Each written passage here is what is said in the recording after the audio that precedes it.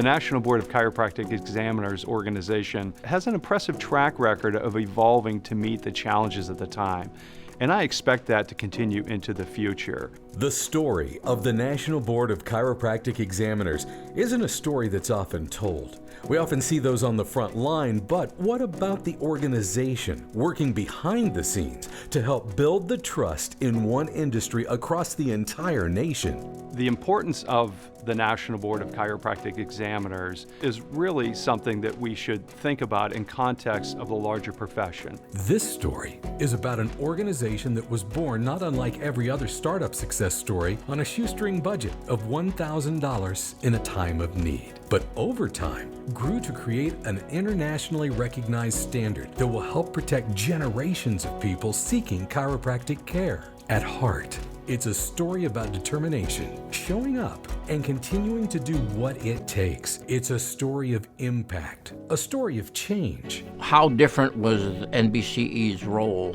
when it first started to where it is today?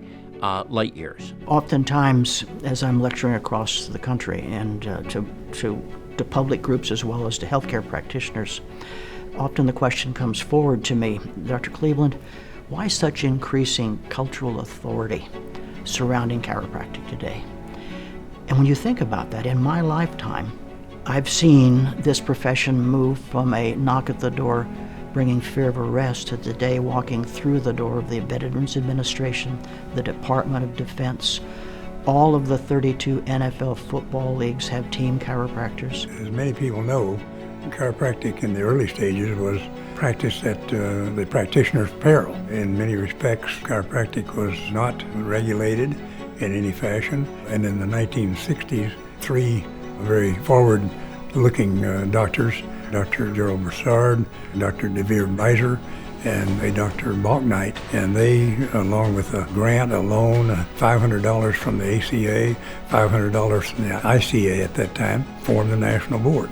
And from that moment, they gave their time, their commitment for excellence in chiropractic testing. Our institution's been around since 1904, so we were in business before regulation.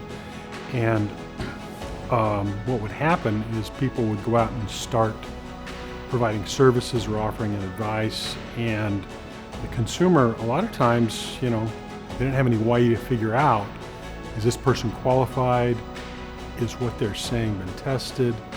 So that was really, I think, the early phases of regulation is how do we help patients, how do we help society find access to qualified and competent and safe practitioners. The NBCE has done a lot of work to make sure that their test satisfies the requirements of individual state licensing boards, as well as supports the work of the accrediting agencies.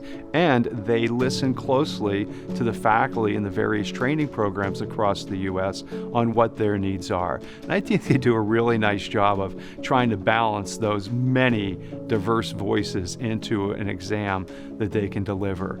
The NBCE's success is to have a one-stop exam that all the states use, that all of the colleges support, that matches what the training institutions deliver and what the licensing boards would like to see of qualified graduates going in. While it's important to look at how far we've come and all we've accomplished, when you're committed to excellence, it means you can't stay in the past. That's why this is also a story about responsible development and the future we're creating. Health sciences advances, technology advances, and so must we. In 1963, that was essentially BC, before computers. Well, now we've got technology, we've got the internet, we've got the ability to do virtual programs, we've got the ability to identify individuals that we didn't have before. So the National Board has essentially looked at the landscape and has evolved over the last 60 years to where it is today. So not only in the ability of technology, but also in the ability of what's needed. And over the years, the National Board has developed tests that were not even conceived of before. For example, their ethics test. Nobody in the 60s thought about an ethics test. Nobody in the 60s thought about a competency test if you were in some way, shape, or form had a state board infringement issues that come up that never were even thought about in the 60s, the National Board looked at and said, okay, this is where we're going, and this is how we're going to essentially solve that problem. The NBCE's development of standardized testing helped integrate the chiropractic industry. The challenge of tomorrow is how NBCE will continue to model excellence as health sciences advance. I think in the near future, you're seeing the consumer ask for more collaboration among healthcare providers.